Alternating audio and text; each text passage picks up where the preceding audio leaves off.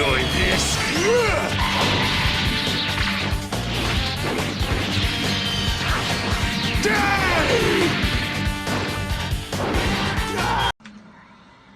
Joshua, what you doing? Oh, I'm getting into the Dragon Ball Super Broly mood by playing as Broly on Dragon Ball Raging Blast.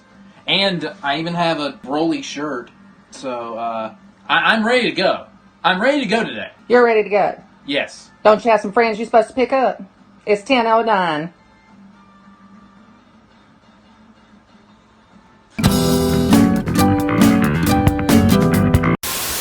Hi, I'm Joshua Campbell, also known as JoshAgeddon. Yes, I have some problems. But, for anyone that knows me or follows me on YouTube, you know that not only do I have serious problems, but I have several unique interests, such as pro wrestling,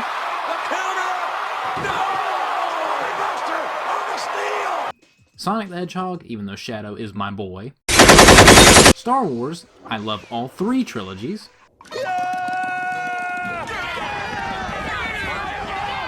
and making videos that make my sanity highly questionable. I'm playing Worms.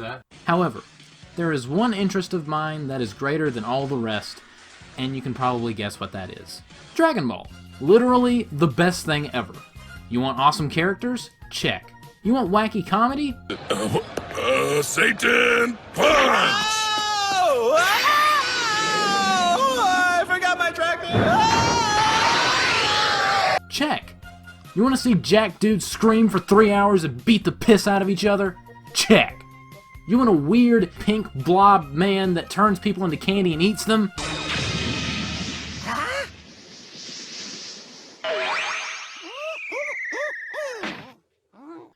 No?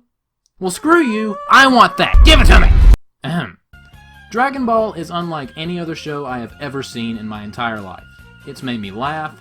It's almost made me cry. It's made me feel invincible.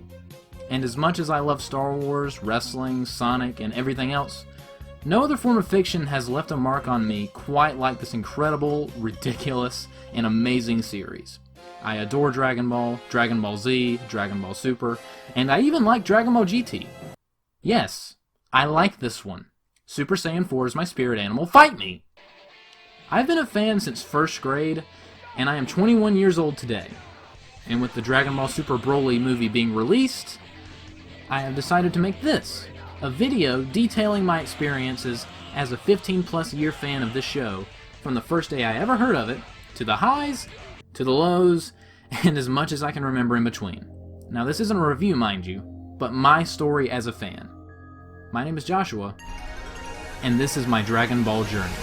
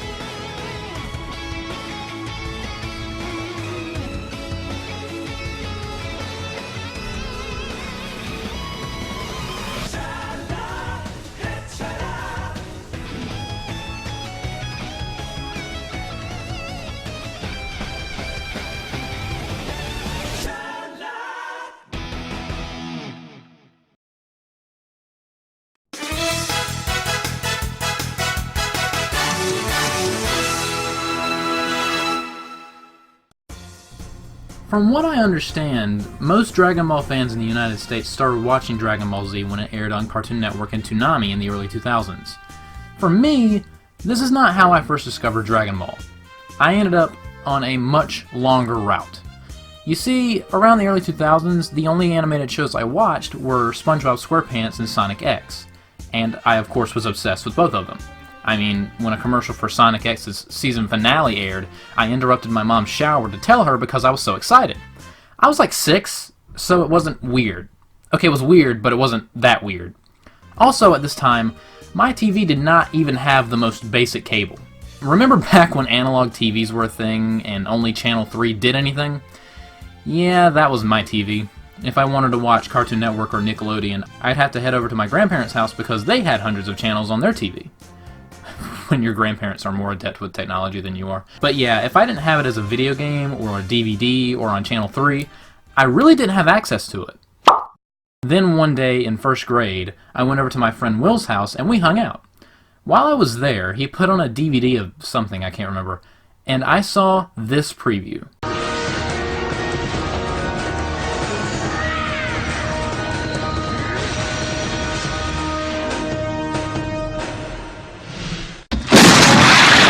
It was the preview for the Dragon Ball GT movie, A Hero's Legacy.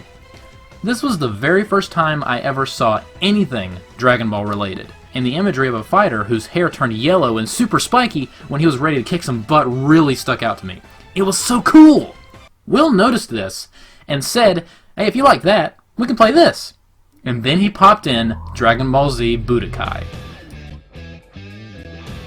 This game blew my first grade SpongeBob lovin' freaking mind! And we played it all the time. I even remember one time we played it, and he was playing as Tien, and I was playing as Cell, and we paused it around 1 a.m. to get some sleep. And when we woke up, we unpaused it and continued the match. That is just how hooked we both were. But the gameplay itself wasn't what got me. It was the story. The original Budokai is renowned for its cutscenes, and for good reason. They're so freaking good.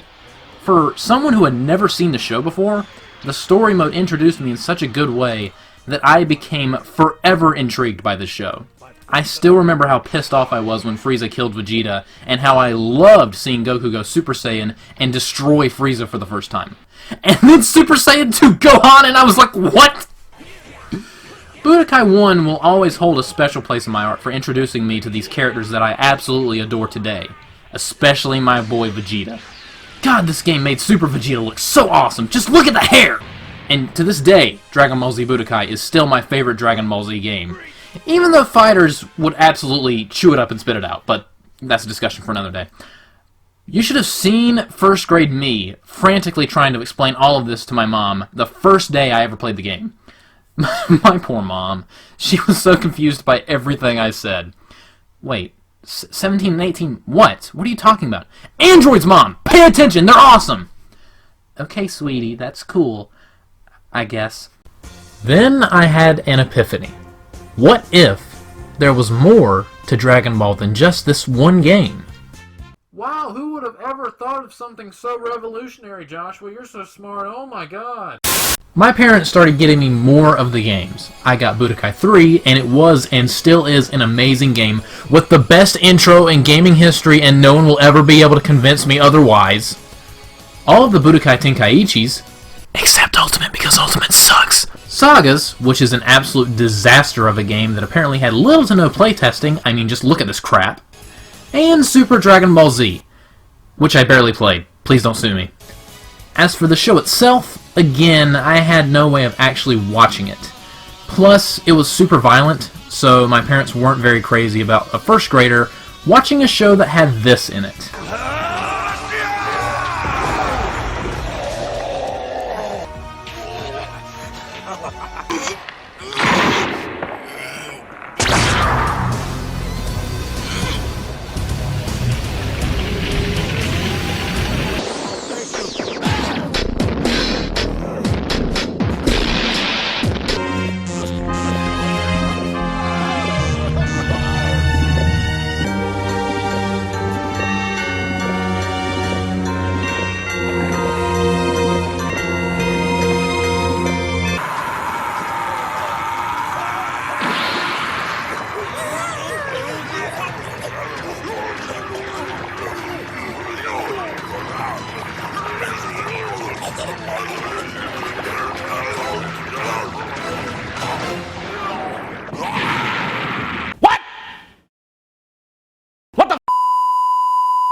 However, finally, my parents got me a VHS with 4 episodes on it. It was called The Last Saiyan, and featured the entire Vegito vs. Super Buu fight. And I absolutely loved it, and Vegito is bae, even though I was a little confused as to everything. I just got dumped into the middle of Season 9 with only my knowledge of the games to go by. Naturally, I needed more. More! Alright! More! Ah!